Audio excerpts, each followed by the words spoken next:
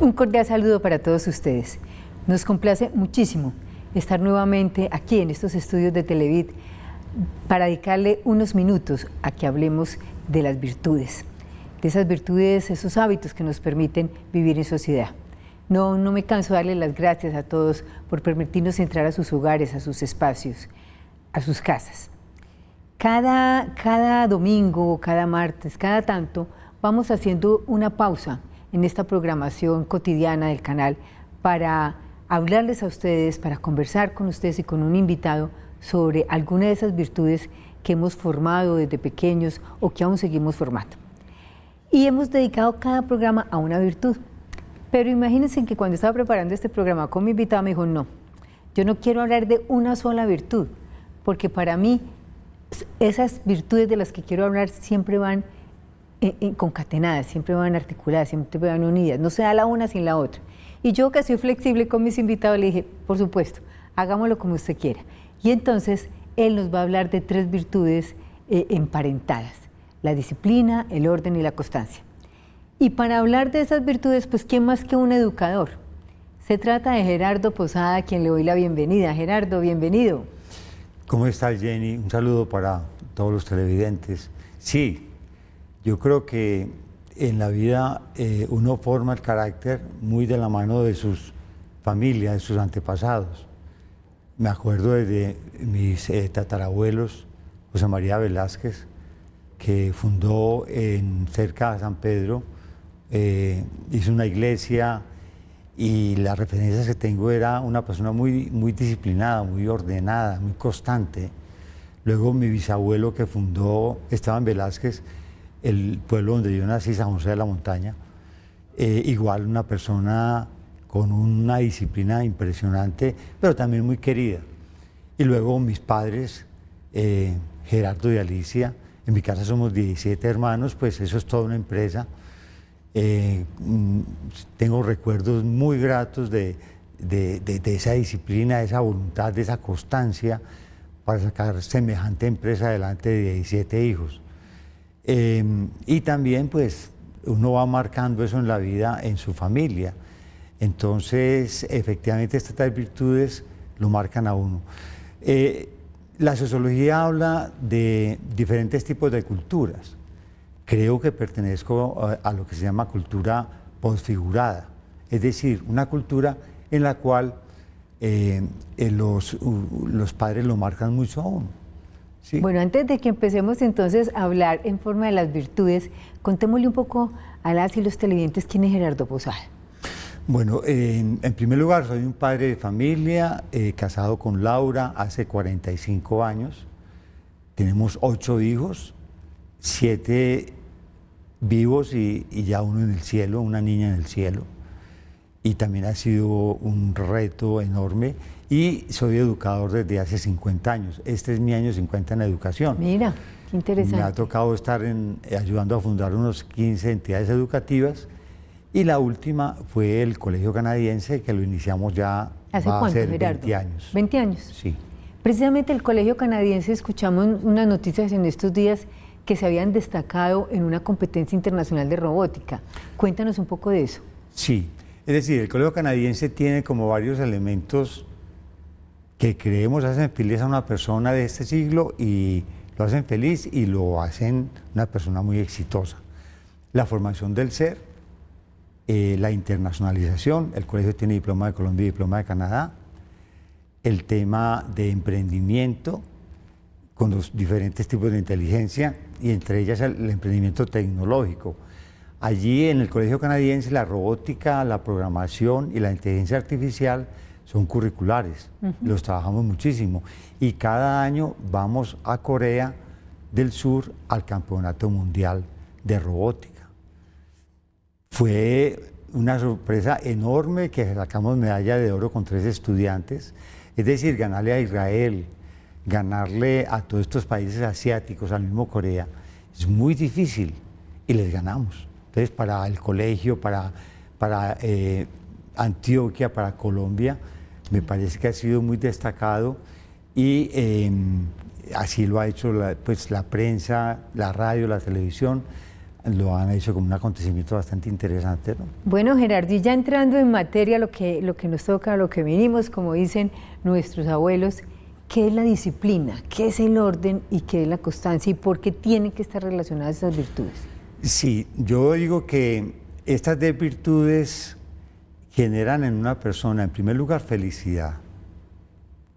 Y felicidad es estar contento con uno mismo, ¿cierto? Con lo que uno hace. Y también lo que llamaba Horacio, este poeta romano, el carpe diem, ¿no? El aprovechar el momento. Y yo creo que esas 3 virtudes pues, me han obligado de buena manera a esas 2 cosas, a ser muy feliz con mi vida, a desarrollar todas las potencialidades y estar aprovechando cada minuto y cada instante de la vida. ¿Y cómo se relacionan disciplina y orden, por ejemplo? Entonces, yo digo que la disciplina o la voluntad tiene como 2 rodrigones, ¿no? Ustedes saben que los rodrigones son como esos palos que ayudan a que no se caiga un estacón, okay. Está ahí pegadito. Entonces, la voluntad, todo hace que uno como que aproveche mucho el tiempo, ¿cierto? Y que se meta a fondo en las cosas, no superficialmente, sino a fondo. Ahí viene el orden. Para uno meterse a fondo a una cosa tiene que tener un cronograma, tiene que tener una agenda y cumplirla todos los días, y ahí viene la constancia. Entonces, por eso hablo de 3 virtudes muy pegaditas, ¿no? Y que lo hacen a uno muy exitoso y sacar empresas adelante.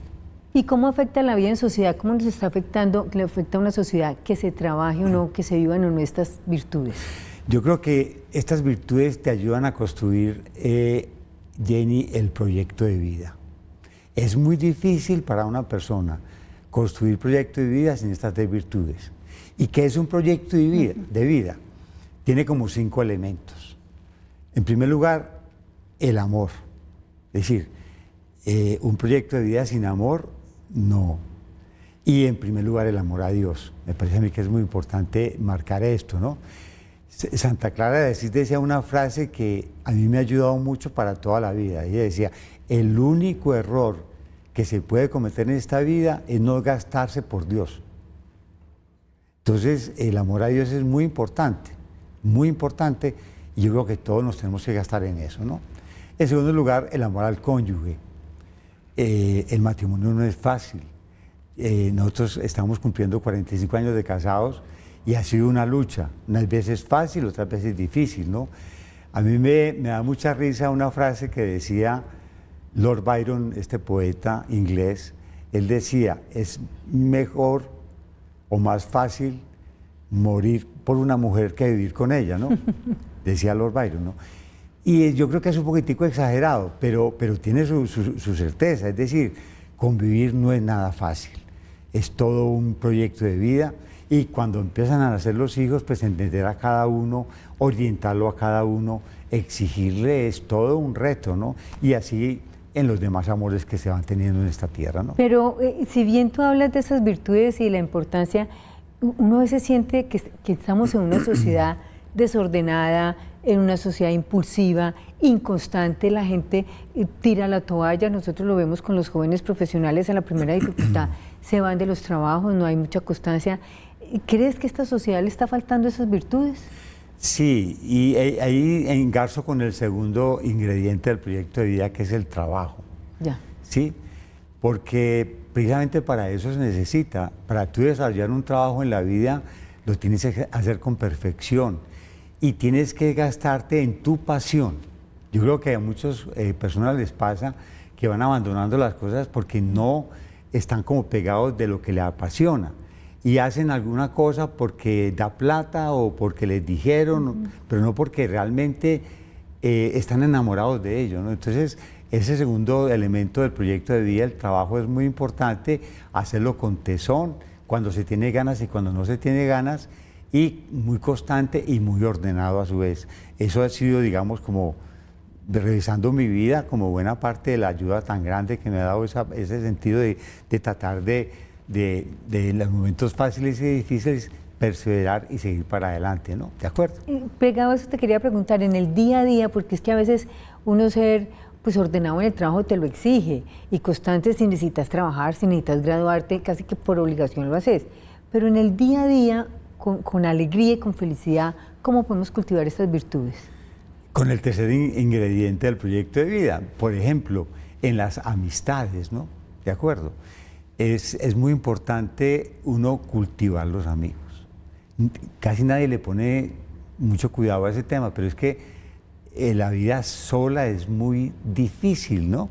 Y uno va haciendo unas amistades y les tiene que dedicar tiempo, les tiene que llamar.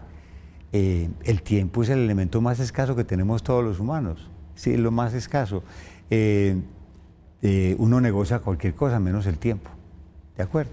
Entonces, en ese cultivo de las amistades como tercer elemento del proyecto de vida, también se puede notar muy fácil esto que tú estás diciendo, Jenny. Entonces estoy entendiendo que las virtudes en general y estas en concreto se cultivan, se desarrollan, pues uno con su propio proyecto de vida, pues a lo largo de que transcurre su existencia, con su trabajo y con sus amistades. O sea, uno solo no desarrolla estas virtudes, sino en relación con otros. De acuerdo.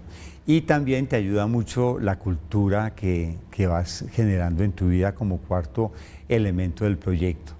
Ahora se lee poco, pues tú eres periodista y ves que los colombianos leemos muy poquito. En promedio, creo que no llegamos a 2 libros año por persona.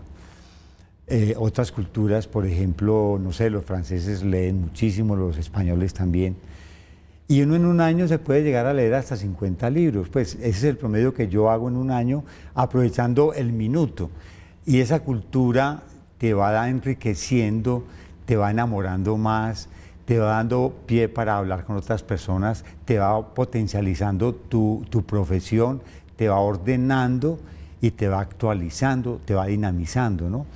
Como un cuarto elemento del proyecto de vida.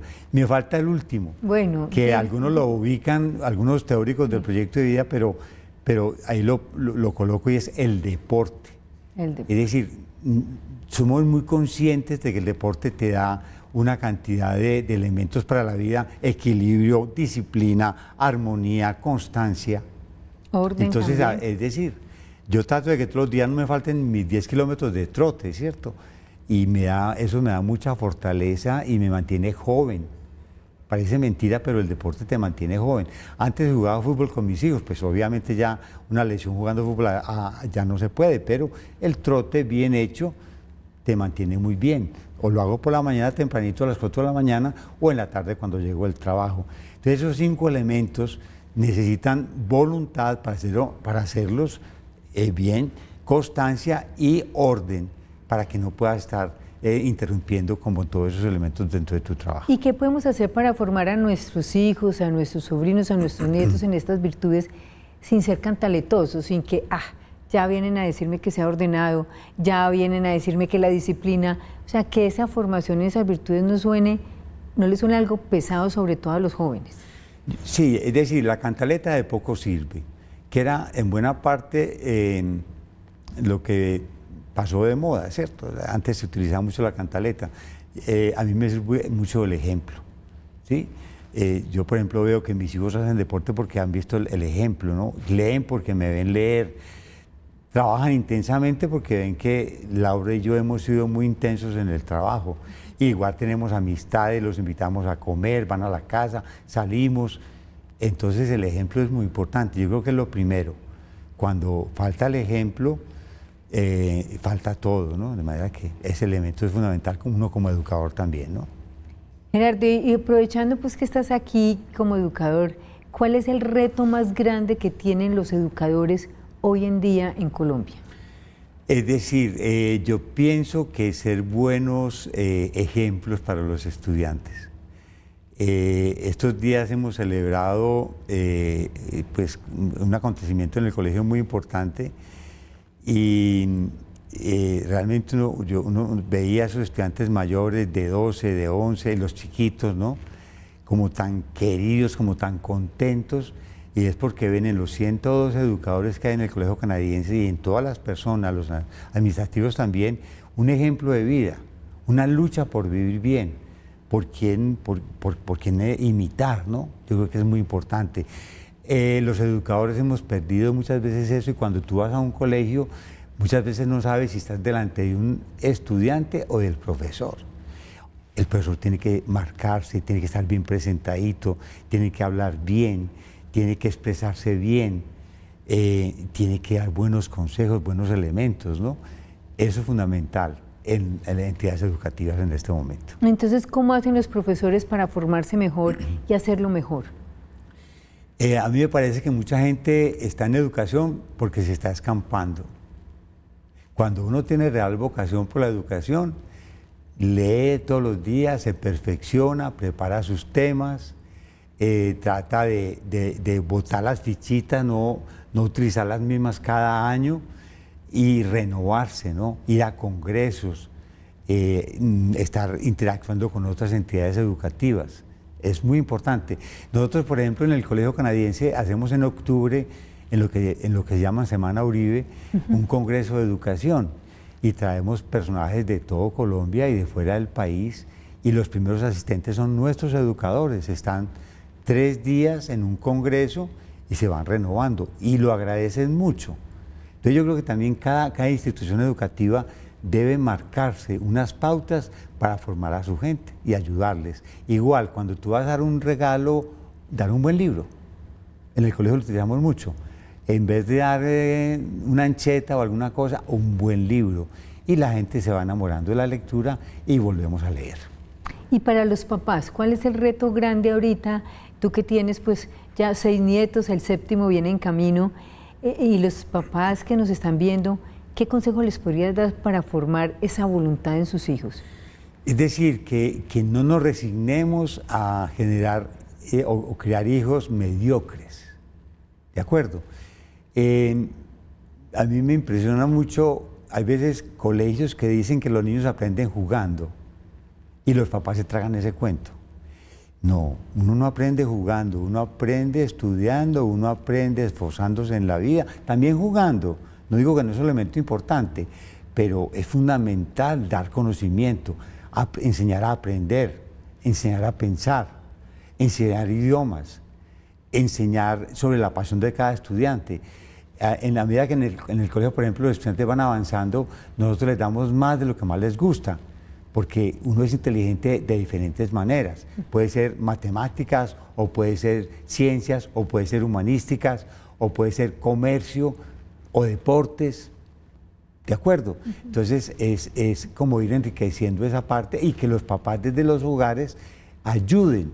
No digo que es colocando miles de tareas, no. Los papás ya hicieron todas las tareas que tenían que hacer, es aprovechando intensamente en los colegios el horario donde el estudiante tenga que foguearse, no con el método tradicional que el profesor es el que expone y el estudiante copia y luego repite como un lorito, no. Es el mismo estudiante investigar, gestar conocimiento, hacer proyectos, trabajar en equipo. De esa manera el estudiante se va retando y se enamora del conocimiento. Es muy importante saber que cada 2 años se renueva el conocimiento. Cada 2 años se duplica el conocimiento. Entonces, si un estudiante no se enseña a investigar, es un estudiante que se queda muy rápido y uno también. Uno tiene que estar leyendo todos los días para estar al día porque el conocimiento avanza siempre, ¿no?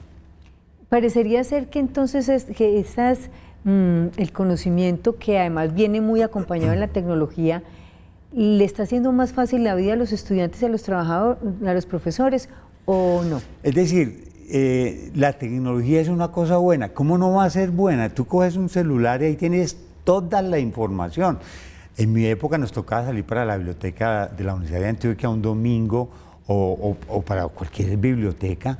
Y ahora tú abres tu celular y encuentras cantidad de información maravillosa. Simplemente hay que saberla utilizar.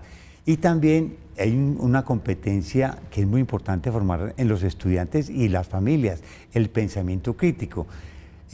Más o menos el 70% de todo lo que se publica en las redes es falso y es manipulador.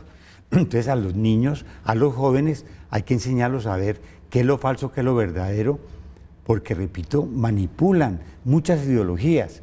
A mí me impresiona, por ejemplo, cómo la ideología de género está tratando de llegar a los niños en un momento que no tienen toda una formación y un pensamiento crítico para deformarles su sexualidad, su afectividad y todo por el estilo.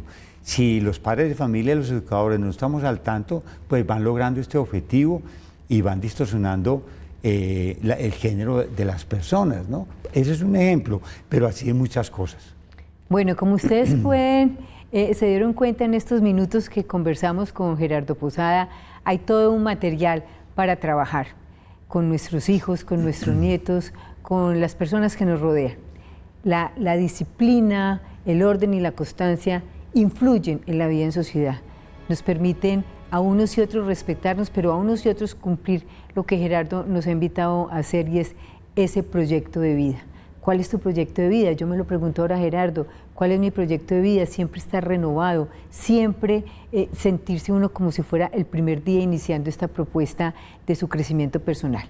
Muchísimas gracias, Gerardo, por estos minutos que nos ha regalado, por esta conversación tan agradable. Muchas gracias a ustedes por estar con nosotros. Los invitamos a seguirnos en nuestras redes sociales y a seguir también la programación de este canal tan querido, Televid. Hasta una próxima oportunidad.